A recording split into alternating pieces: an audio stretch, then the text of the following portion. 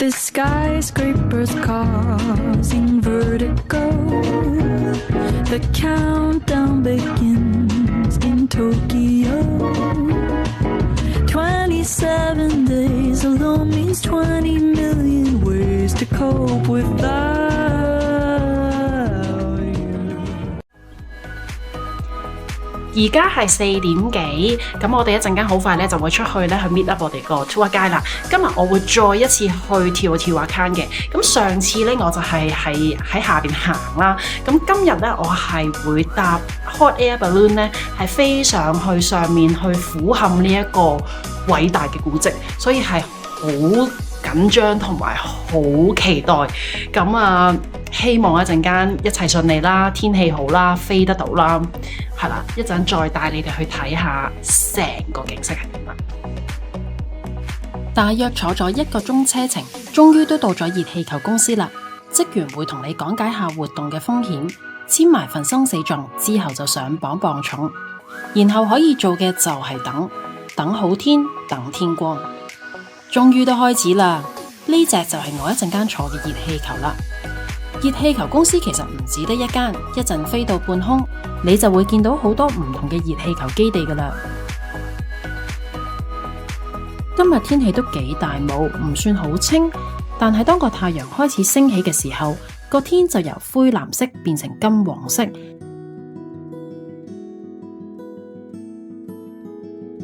靜靜地望住個金字塔，啊，好靚啊，心情都變得好平靜。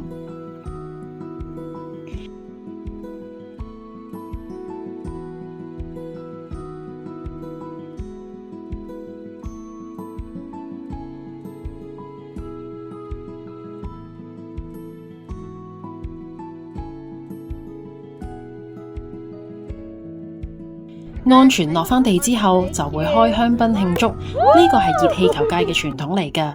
早喺18世紀，法國有對兄弟發明咗熱氣球之後，每次成功飛行，佢哋就會用香檳嚟慶祝，仲會請埋附近嘅農民一齊飲添。所以而家我哋飲呢一杯，除咗係慶祝自己平安降落之外，都算係向呢一班飛行先驅致敬㗎啦。其實我參加嘅 tour 仲包咗去天然嘅洞穴入邊食早餐㗎。洞穴係靚嘅，不過我覺得太商業化啦。嘢食就有生果做前菜，仲有地道嘅墨西哥早餐 Chilaquiles 添。食完早餐我就出發去 Teotihuacan 啦。我而家又嚟到 Teotihuacan 啦，咁啊今次嚟咧嘅體驗同上次係有少少唔同啦。今朝都講咗啦，其實我今次參加嘅 tour 咧係主要係搭熱氣球嘅，咁只不過佢有一個環節就係你可以自費再俾一個 entry ticket 再入嚟呢個 Teotihuacan 嗰度咯。咁但係就同我上年唔同啦，上年我淨係 join 一個 tour 咧係介紹呢個 Teotihuacan 嘅，咁所以係直情有個 tour guide係每一 part 都同我哋講有啲咩特性啊，真係講歷史嘅，就真係會知多好多嘢咯。咁而家我咧就純粹係買一張 ticket 入嚟咧，就係自己行嘅。咁再次去感受多一次呢一度個氛圍啦，係啦，再溫故知新啦。咁我上年其實都聽咗啲 history， 所以我就覺得我今日咁樣我哋自己行係 enough 嘅。咁經過上年嘅經驗，我上年咧真係唔知道原來呢度係冇瓦遮頭，亦都唔知道咁曬啊！咁所以我今年係醒目咗啦，戴咗帽啦，有戴太陽眼鏡啦，同埋搽咗防曬嘅，咁啊都着咗件長袖衫啦，費事曬傷。咁而家周圍行下，咁佢有俾個半鐘時間我哋行嘅。呢度全盛時期大約係公元1世紀至到7世紀，即係早過阿茲特克成1000年啊！係當時成個南美洲最大嘅城市之一，住咗大約15萬人，仲勁過當年嘅羅馬。呢度最出名嘅就係新 Temple。南美嘅金字塔同埃及金字塔好唔同，極少數用嚟做陵墓，而係喺塔頂度起寺廟，進行祭祀嘅儀式。經亡靈大道行到最盡就係 Moon Temple， 兩座金字塔之間係一個超級大嘅廣場，可以容納幾萬人一齊參加宗教儀式。呢度最神秘嘅地方就係到而家都冇人知道呢個文明係邊個建造，又點解會突然之間衰落消失？究竟喺2000年之前冇機器冇現代嘅工具，佢哋點樣搬運幾噸重嘅石頭，起出咁精準嘅建築呢？又點解會突然之間消失得無影無蹤呢？啱啱咧爬完呢個 Moon Temple， 黐孖筋，勁喘氣咯，勁廢啊！我覺得自己，好靚啊！上年呢度係封咗噶，應該係修葺緊啊！上年呢度，所以上年係爬唔到上嚟，今年爬到上嚟，好開心啊！好多人。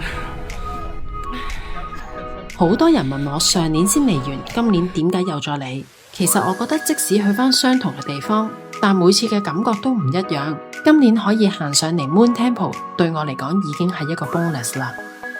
下一站帶大家嚟到位於墨西哥城北面嘅 Biblioteca Vasconcelos。呢間圖書館唔只係墨西哥城嘅文化地標，仲俾好多國際媒體封為世界最美圖書館之一。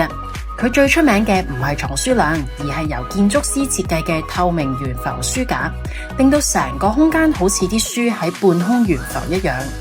唔少國際建築雜誌都介紹過呢個顛覆傳統嘅設計。佢喺2006年開幕，但因為施工嘅問題，曾經短暫爛尾。重修之後，而家已經成為拉丁美洲其中一座最具代表性嘅現代建築啦。我發現呢度係冇天花燈㗎，只係透過太陽光由天窗射落嚟。佢科幻得嚟又走自然路線。如果你中意設計，又或者係建築迷，呢度應該幾啱你啦。Mexico City 周街都有好多街邊檔㗎，當然唔少得嘅就係賣 tacos 嘅小販啦。如果食 tacos， 我通常都係揀食街邊檔嘅。每一間鋪頭賣嘅 tacos 都有啲唔同，試唔同款、唔同嘅 style。食咗幾間，其實我都仲未覺得厭，因為真係好抵食同埋好好味啊！呢一間50蚊 peso 就有5塊啦。上年食過覺得好正，今年專登過嚟再食多次嘅。記得一定要落佢啲醬啊，sauce先係靈魂啊！但好味啊，因為咧佢有芫茜喺入邊啊，同埋有好多洋葱啊，所以好惹味啊，正。無意中俾我哋發現一間麵包店喺 Google 有成1萬個 comments， 評為4.5星。經過見到好多人，但係大多數都係外賣嘅，所以只係等咗20分鐘就有位啦。個 guava roll 真心好好食嘅，個醬係好濕潤啦，唔係死甜啦，味道亦都好清新。個包係酥脆鬆軟嘅，但係其他嘢食同埋咖啡就不過不失啦。所以我覺得係唔需要專登坐低食嘅，外賣個包就得啦。下一條片將會帶大家去到 Palenque 呢個地方，走入森林，探索一個被人遺忘嘅神秘世界文化遺產。